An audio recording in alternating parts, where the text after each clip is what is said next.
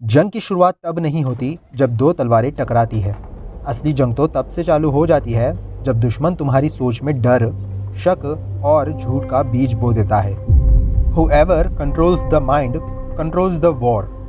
हर जंग में दो तरह के हमले किए जाते हैं। पहला फिजिकल अटैक, जहां डायरेक्टली वेपन्स का यूज करके दुश्मन के शरीर पर वार किया जाता है। दूसरा साइकोलॉजिकल अटैक, जहां मैनिपुलेशन, डिसेप्शन, फियर और मिस इन्फॉर्मेशन का इस्तेमाल करके दुश्मन के दिमाग पर वार किया जाता है ताकि उसका कॉन्फिडेंस टूट जाए और वो जंग हारने लगे अपने ही अंदर। मैं बात कर रहा हूँ साइकोलॉजिकल वॉरफेयर के बारे में, जिसका इस्तेमाल दुनिया के सबसे बड़े कॉन्करर्स जंगीज खान ने भी किया था ताकि वो बिना तलवार उठाए सिर्फ मैनिपुलेशन और फियर के जरिए अपने दुश्मन को हरा सके। ये टैक्टिक इतनी पावरफुल है कि इसका इस्तेमाल करके हिटलर जैसे डिक्टेटर को भी मैनिपुलेट किया गया था। उसे मिसलीड करके उसकी स्ट्रैटेजी को तोड़ दिया गया। आज के समय में भी मॉडर्न कंट्रीज साइकोलॉजिकल वॉरफेयर का यूज करती है ताकि वो बैटलफील्ड के बिना ही दूसरे देशों पर अपना दबदबा बनाए रख सके। ये जंग दिखाई नहीं देती पर हर तरफ चल रही होती है। साइकोलॉजिकल मैनिपुलेशन का यूज करके हिटलर जैसे तानाशाह को भी घुटनों पर लाया जा सकता है और वर्ल्ड वॉर 2 के दौरान ब्रिटिश आर्मी ने यही चाल चली। हिटलर के आर्मी को जमीन पर हराना भारी पड़ रहा था।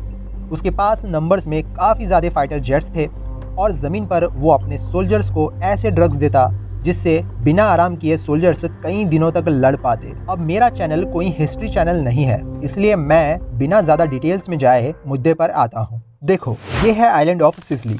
हिटलर के सोल्जर्स इस आइलैंड पर अपना कब्जा कर बैठे थे, पर ब्रिटिश सोल्जर्स इस आइलैंड को अपने कंट्रोल में लेना चाहते थे। अब क्योंकि हिटलर के सोल्जर्स इस आइलैंड पर नंबर्स में काफी ज्यादा थे, इसीलिए ब्रिटिश सोल्जर्स ने डायरेक्टली इस आइलैंड पर हमला करना सही नहीं समझा। एक दिन स्पेन के बीच पर स्पेन के अथॉरिटीज को एक डेड बॉडी मिलती है। ये डेड बॉडी एक ब्रिटिश सोल्जर की थी जो अपना यूनिफॉर्म पहना हुआ था, और ये डेड सोल्जर अपने साथ टॉप सीक्रेट डॉक्यूमेंट्स कैरी कर रहा था जो एक बार हिटलर के हाथ लग गए तो ब्रिटिश आर्मी का सारा प्लान हिटलर के सामने आ जाता। और आगे चल के हुआ यही। इस टॉप सीक्रेट डॉक्यूमेंट्स के कॉपीज हिटलर तक पहुंच जाती है और इस टॉप सीक्रेट डॉक्यूमेंट्स में ब्रिटिश सोल्जर्स का जो प्लान होता है वो सारा का सारा प्लान हिटलर के सामने आ जाता है। प्लान के अकॉर्डिंग हिटलर को पता लगता है कि जिस आइलैंड पर हिटलर अपने सबसे ज़्यादा सोल्जर्स बिठा रखा है उस आइलैंड पर ब्रिटिश सोल्जर्स अटैक नहीं करने वाले। प्लान में ये साफ साफ लिखा होता है कि ब्रिटिश सोल्जर्स अपने अलाइड कंट्रीज के साथ इस आइलैंड पर यानी सर्दिनिया और इस कंट्री यानी कि ग्रीस पर अपना अटैक करने वाले हैं। हिटलर ये जान के काफ़ी खुश हो जाता है और वो अपने सोल्जर्स को ये मेन आइलैंड से हटा के यानी कि सिसिली से इस आइलैंड यानी कि सर्दिनिया और इस कंट्री ग्रीस में भेज देता है। अब हिटलर के सोल्जर्स तो पूरी तरह से प्रिपेयर होकर बैठे थे इस आइलैंड पर और इस कंट्री पर ब्रिटिश सोल्जर्स और अलाइड कंट्रीज जब अटैक करती है वो ना ही इस आइलैंड पर अटैक करती है और ना ही इस कंट्री पर। उनका अटैक वही होता है जो मेन आइलैंड यानी कि सिसिली है।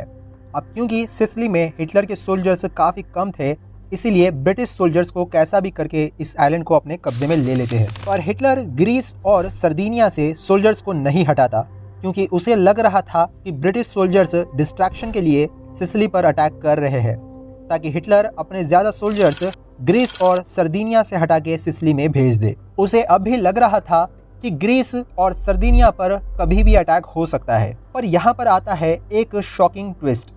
ब्रिटिश सोल्जर्स हमेशा से सिसिली पर ही अटैक करना चाह रहे थे ताकि वो इजीली इटली में एंटर हो पाए, और यहाँ पर हिटलर मैनिपुलेशन का शिकार हो गया। जो ब्रिटिश सोल्जर की डेड बॉडी से टॉप सीक्रेट डॉक्यूमेंट्स हिटलर के हाथ लगे थे वो ब्रिटिश सोल्जर्स ने जानबूझ के एक फेक प्लान बनाया था ताकि हिटलर सिसिली से अपने सोल्जर्स हटा के ग्रीस और सर्दिनिया में भेज दे और ब्रिटिश सोल्जर्स इजीली सिसिली पर अपना कब्जा चाहते थे। और यहाँ पर हिटलर मैनिपुलेशन का शिकार हो गया।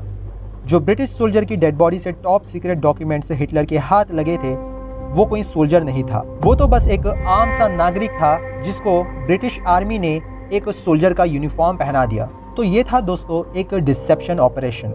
यहाँ पर हिटलर के सामने इतनी सफाई से फेक इन्फॉर्मेशन रखी गई, वो ब्रिटिश के इशारों पर नाच रहा था, पर उसको लग रहा था कि वो चालाकी से अपना प्लान बना रहा है।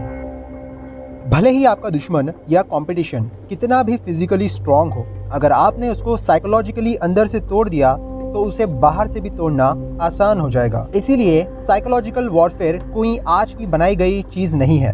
चलो अभी थोड़ा जंगीज खान पर नजर डालते हैं, जो साइकोलॉजिकल वॉरफेयर में परसेप्शन और फियर का इस्तेमाल करके दुश्मन को अंदर से तोड़ देता था। जंगीज खान वैसे तो पावरफुल था ही, पर इसके बावजूद वो अपने दुश्मन के सामने ऐसा परसेप्शन क्रिएट करता ताकि वो दुश्मन को और भी ज्यादा पावरफुल लगे। उसके दुश्मन उससे लड़ने से पहले ही डर जाते थे। ये एक बहुत ही चौंका देने वाला एग्जाम्पल है।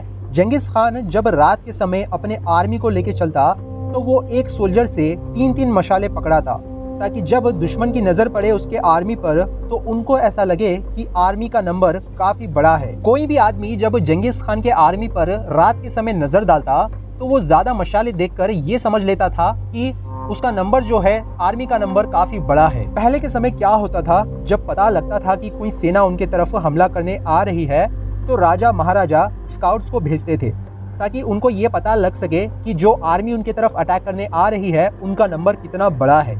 तो ये जंगीज खान एक ऐसा परसेप्शन क्रिएट करता अपने दुश्मन के सामने ताकि उसके जो सोल्जर्स का नंबर है वो काफी बड़ा लगे। और लड़ने से पहले जंगीज खान अपने दुश्मन को सरेंडर करने को बोलता और वो उनसे ये भी प्रॉमिस करता कि अगर तुम सरेंडर कर दोगे तो मैं तुम्हें फ्रीडम के साथ जीने दूंगा।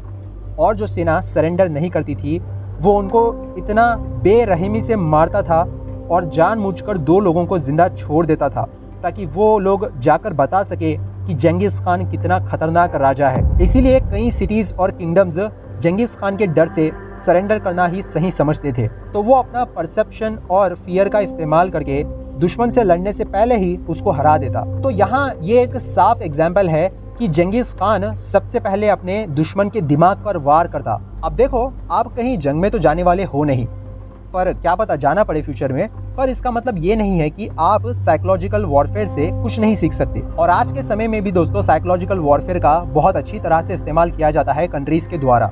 आप लाइफ में कहाँ भी जाओगे आपको लोगों से तो कम्पीट करना ही होगा। हर फील्ड में कॉम्पिटिशन है, तो वहाँ उस समय पर आप साइकोलॉजिकल वॉरफेयर से कुछ सीख के अपने हिसाब से इन टैक्टिक्स को यूज में ले सकते हो। जैसे कि मिस इन्फॉर्मेशन का कैसे इस्तेमाल करना है, आपको अपने बारे में कैसा एक परसेप्शन बनाना है, कैसे आप डिसेप्शन का यूज करके कंफ्यूजन क्रिएट कर सकते हो। आई होप आप समझ पा रहे होंगे। वैसे मुझे तो ये बोलने की भी ज़रूरत नहीं है, कोई भी समझदार आदमी इन सारे चीज़ों को ऑलरेडी अपने हिसाब से वेपन बना के यूज कर लेगा। आखिर में मैं एक कोट से इस वीडियो को एंड करूंगा। The world is competitive and only the smartest survive. यहाँ पर आप क्लिक करके मेरी एक और वीडियो देख सकते हो और मैं मिलूंगा आपसे अगले वीडियो में कुछ नई इन्फॉर्मेशन और नॉलेज के साथ, हमेशा की तरह। Good bye.